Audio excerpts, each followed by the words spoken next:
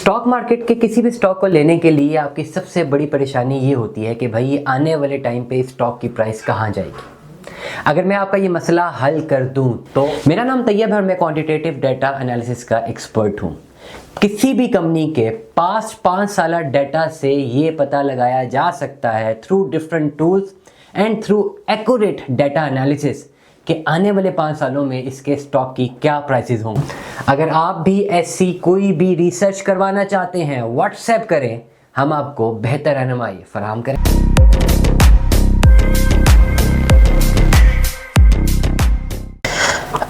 अस्सलाम वालेकुम अज़ीज़ान, आपको आपके दोस्त आपके भाई तैयब इजाज़ का सलाम है।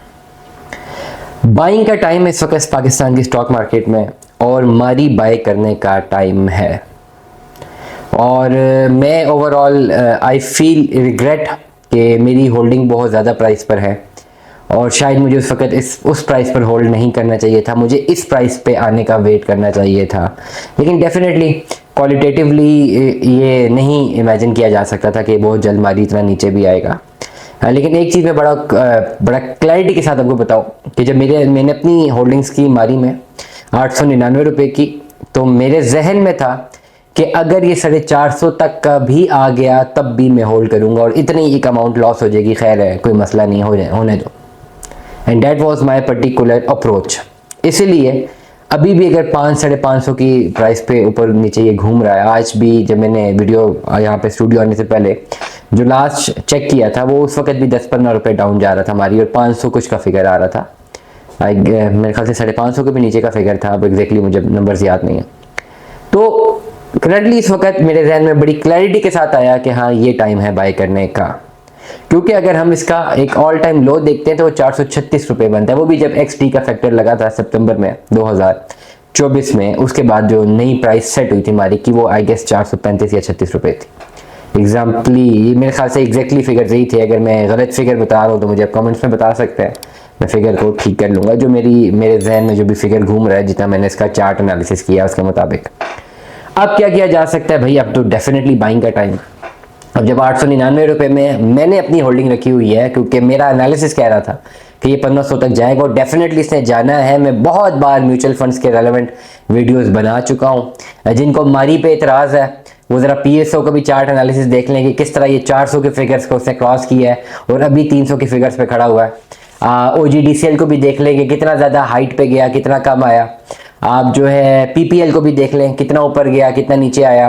पेट्रोलियम सेक्टर को आप देख लें कि जिस भी स्टॉक को आप उठाएंगे उसमें जो आपको वेरिएशन नज़र आ रही होगी वो ये all time high, all time low, all time high, all time low, और ये आपको ग्राफ नज़र आ रहा होगा 1 महीने का, जो कि डेफिनेटली बहुत रिस्की एक स्टॉक होता है जिसमें आपने इन्वेस्टमेंट करनी हो।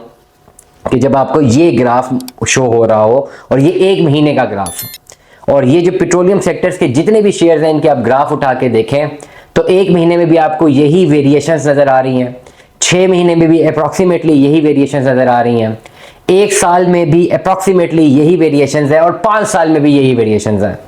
मैंने कल के व्लॉग में भी बताया था कि भाई जब 2010-11 में जब ये शेयर्स को ख़रीदना सीखा था मैंने, आई वॉज इन मैट्रिक और क्लास मेरे ख्याल से फर्स्ट ईयर में था, तब भी मुझे वो PSO का शेयर के रेट याद है कि 290 का एक बाइंग हमने की थी और अगले दिन 305 या 307 का बेचा था और फिर वो उसी दिन 325 का चला गया था।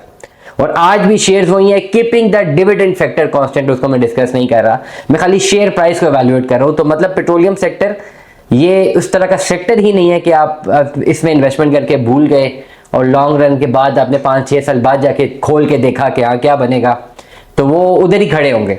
लेकिन इसमें फायदा यह है क्योंकि because of the involvement of multiple mutual funds collectively approximately एक नंबर अगर मैं बताऊं तो 100 से ज्यादा म्यूचुअल फंड्स की इन्वेस्टमेंट्स कलेक्टिवली इन पर्टिकुलर पेट्रोलियम सेक्टर्स की इन कंपनीज में है। और एक बात बड़ी साफ नजर आ रही है कि जब ये म्यूचुअल फंड्स किसी एक स्टॉक को पकड़ के उसकी बाइंग करते हैं, सही दबा के खरीदते हैं, तो प्राइस ऊपर चली जाती है, पॉइंट पे आती है ग्राफ पे। जब ये बेचते हैं तो एकदम से नीचे गिर जाती है। और ये पूरा का पूरा ग्राफ इस वजह से मेंटेन हो रहा है, अगर इसको चार्ट के पीछे या बिहाइंड द स्क्रीन आप देखने की कोशिश करें। बट इतनी सारी बात का लुब्बे लबाब ये है कि बाइंग का टाइम इस वक्त मारी का तो है भाई। मुख्तलिफ लोग हैं, अच्छा मुझे बहुत ज़्यादा जो है वो इरिटेशन महसूस होती है कुछ बैकलैश करने वालों से, जिनको ये बड़ा मसला है कि मेरी बाइंग कितने की है। मैं मानता हूँ भाई, लोग तो बताते हुए नहीं कि उनकी बाइंग कितने की है, मैं बता रहा हूँ मेरी बाइंग मारी की 899 की है। मेरा पैसा डूबे ऊपर जाए, मैंने कभी परवाह ही नहीं की। तो कुछ है हमारे हमदर्द जो कि हर वक्त कंसिस्टेंटली बैकलैश किए जा रहे हैं कमेंट्स में कि जी आपका अपना एनालिसिस ऐसा है वैसा है, आपने बाइंग की। भाई मैंने अपने पैसों की बाइंग की, आप मारी में बाय करें या ना करें, मुझे कोई कमीशन तो मिलना नहीं है, ना ही मैं कोई ब्रोकर हूं कि मेरे थ्रू करेंगे तो परसेंटेज मिलेगी। ना मारी वाले मुझे जानते हैं, ना उन्होंने कभी मुझे कोई राब्ता किया होगा, ना उनको जरूरत है, ना मुझे ऐसी कोई जरूरत है। मेरी एक इंफॉर्मेशन शेयरिंग क्या ये प्लेटफॉर्म है, मैं इंफॉर्मेशन शेयर कर रहा हूं, आपको पसंद है ठीक है, ना आए तो ना सही। मेरा पैसा डूबे ऊपर जाए, आपकी क्या बला से, मैंने आपसे तो कुछ भी नहीं लिया। तो इसलिए बड़ा स्ट्रेट फॉरवर्डली कहूंगा उन पढ़े लिखे, मैं क्या वर्ड यूज करूं, छोटे वर्ड यूज नहीं करता फिर बुरा मान जाएंगे, कि फोकस करें जो चीज मैं समझा रहा हूं, और अगर नहीं समझ आती तो मत देखें वीडियो। आपके पास मल्टीपल ऑप्शंस हैं, आप अपना डिसीजन खुद ले लें। मैं अपनी ऑडियंस को ये जरूर कहूंगा, बाबांगे दोहल कहूंगा, ये अभी तो मारी को बाय करने का टाइम है। अभी मेरे ख्याल से 28 जनवरी है जब मैं ये अपनी जो है रिकॉर्डिंग कर रहा हूँ, और ये डाउन है, ये बाइंग करने का टाइम है। एक दो दिन लगते हैं ये वीडियोस अपडेट होने में। ये बाइंग का टाइम है, मारी बाय कर ले, ये बाइंग का टाइम है। ये एक ऐसा पॉइंट आएगा कि ये 100% का मुनाफा तो जरूर देगा, और ये दे सकता है। और ये कब देगा, जब सारे कलेक्टिव म्यूचुअल फंड्स, जब मारी जो है ना म्यूचुअल फंड्स का फेवरेट बन जाएगा। और पिछले दिसंबर के डाटा के अकॉर्डिंग जो म्यूचुअल फंड्स का फेवरेट रहा है 86 म्यूचुअल फंड्स का, वो पीएसओ रहा है। लेकिन इस महीने पीएसओ बहुत गिरा है।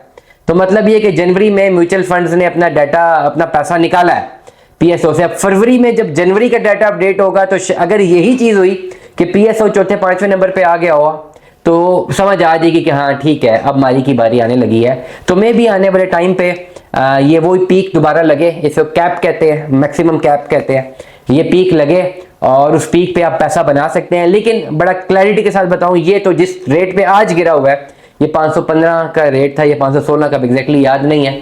ये तो बाइंग का टाइम है, डेफिनेटली इस पे बाइंग आपको जरूर करनी चाहिए। दुआ में याद रखिएगा, अपना बहुत सारा ख्याल रखिएगा। Stay tune with us. Allah Hafiz.